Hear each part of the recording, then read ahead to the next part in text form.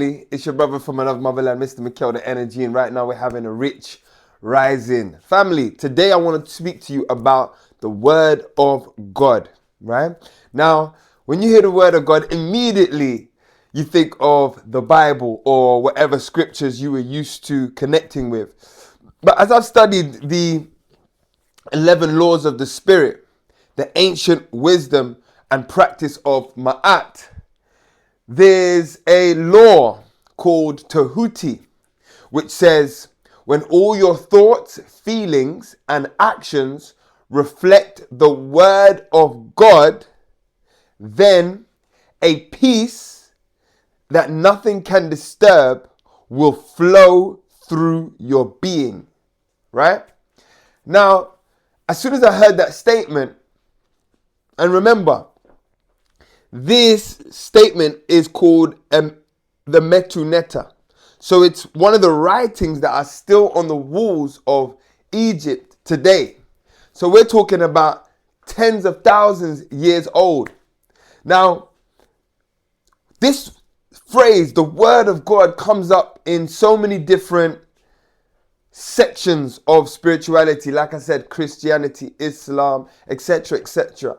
So what I always ask is, what is the word of God before man writes it down? How are we able to see and relate with the word of God as an experience rather than a voice or a text, right? Because surely the word of God must exist beyond man-made things. And this is where I got some real downloads in this area. The word of God must be something that no human can challenge. That's why it is so powerful and so paramount in terms of importance. The word of God also has to be something that's irrefutable, regardless of what religion I claim, regardless of what spiritual background or container I sit in. The word of God has to be true and true regardless of what position you make yourself in. If we are all creations of God, then the word of God reigns true to all of us, right? So therefore, I start looking at the things that are non-negotiables about the way we live our life, regardless if you're an atheist, if you are a person in Ifa, if you are an Assyrian, if you're a Christian, if you're a Hindu. What is the word of God?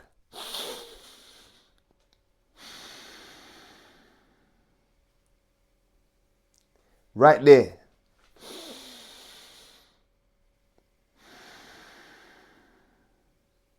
There's a certain fundamental truth about us being humans, family, regardless of our differences. One of the things we can all relate to is having to breathe in that consciousness we call oxygen, and to breathe it out and having that cycle in order to continue this game of life. Our relationship with our breath, our respiratory system, our sexual reproductive system, our cardiovascular system, our nervous system are all part of the word of God. Why? Because they are essential to our human existence. They cannot be argued with. They cannot be argued against. Right? Every human being must follow and live in accordance to these systems of the body. Yes? So, we can safely say that our respiratory system is the word of God. You see? So understanding the rhythms, the patterns of the different systems in our body will allow us to align with the word, I was going to say law and order, with the law, order, and word of God, to be in harmony. And that's what ma'at is about. Ma'at, which is what I live by, which is what I teach, and which is what I create with, is all about using yourself to find harmony with your life, you as a person, and your creator. It's the journey of finding harmony with what you were made and who you were made by. Are you following me? So, the word of God, family, can be observed in the rhythm of nature. Remember this. The word of God can be observed through the rhythms of nature. Now let's do this exercise. What other things are there that every man and woman must submit to, right, in order to fulfill and practice whatever they want in life, even if it's evil, even if it's righteous? There are certain things that even the wicked man and the righteous man have to submit to in order to do their works, right? That in itself is the word of God. Let's look at the cycles of nature. Nature moves in a pattern, in a rhythm. Yes? You have the sun, which burns at the exact same consistency all year round. And then earth takes its cycle. It moves on a particular axis around the sun all year round. The moon moves around the earth, again, in phases. And these phases are so consistent. Yes, so predictable, so on rhythm, that we as humans use that to understand things about our life. We use that to know, okay, this is the season to plant. This is the season to harvest. This is the season we're going to make clothes for this season. We're going to be indoors during this season. We'll be outdoors during this season. We're going to create festivals this time. See, everything we do is ordered by the rhythm of the planets and the stars. The planets and the stars and their movement is the word of God. Why? Because you and I cannot wake up and go, you know what? Away with you, sun. Away with you, sun. Away with you, moon. No, we have to work with it. See, now what we can do, if we got the money, we could book a flight and go to where the sun is hotter. But we cannot change the rhythm and pattern of the sun, nor the moon, nor the earth.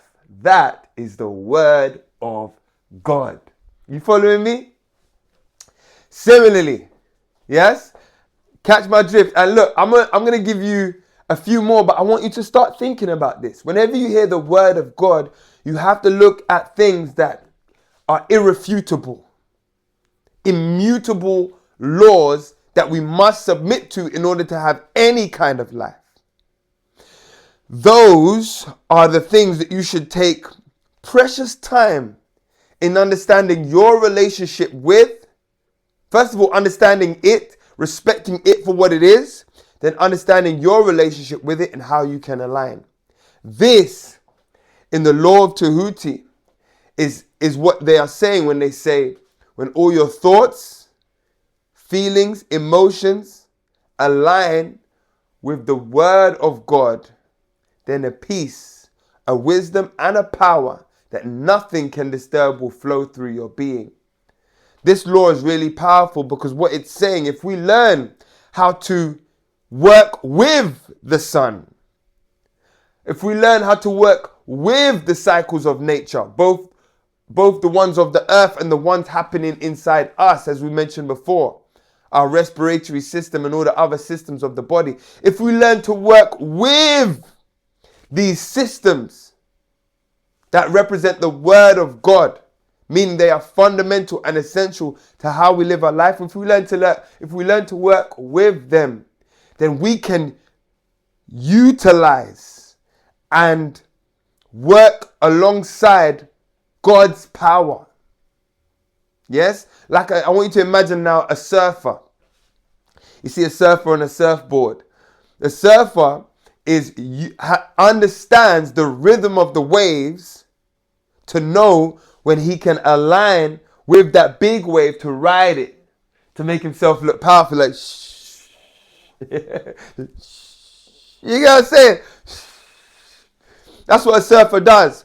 But a surfer has to first understand the word of God in the water. What is the behavior of these waves? What does this tide mean? What does the movement of the tide mean? What does the sun being there? What does that do to the water? And what does that mean for my surfing experience? The same person who uses a kite, who goes paragliding, they have to understand what? Wind. And when they understand the word of God, which is wind, then they are able to use the power of God to create magnificent experiences. Are you understanding me? Right now, family, we're using technology, power. We've got lights, electricity moving through this whole experience, family.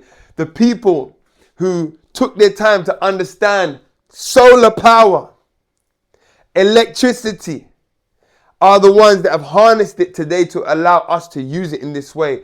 I'm saying to you, family, that God is speaking to you also directly. You were born on the rhythm of God. The word of God brought you into existence. Sex is the word of God. It is the rhythm that creates human beings. And that rhythm has birthed you here as part of the body of your creator. Your job, just like mine, right, is to utilize the best part of ourselves, our talents, our gifts, our natural inclinations, to create a heavenly experience as part of God's creation. And it starts with understanding the word of God.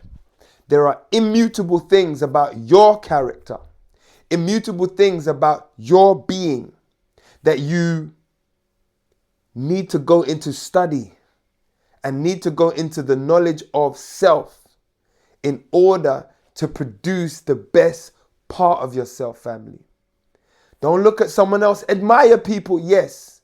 But understand, when you admire someone over there for the qualities they possess, for the way they connect with their creator, for the way they utilize the word of God in them, understand that so too in you, there lies a power, family. And today, I want you to understand that as clear as we can see the word of God in the sun, in nature, in the waves, in our own body, I want you to understand that that same rhythm continues into your own heart. Your heart beats on a rhythm. And that rhythm keeps you alive and keeps your head spinning, keeps your head permeating ideas. The word of God exists in you, family.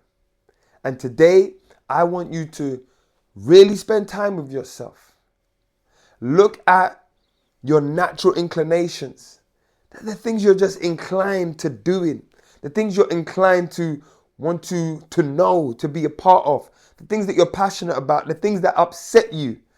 And I want you to go in yourself and come up with a way you can participate in these things that both serves others and electrifies yourself.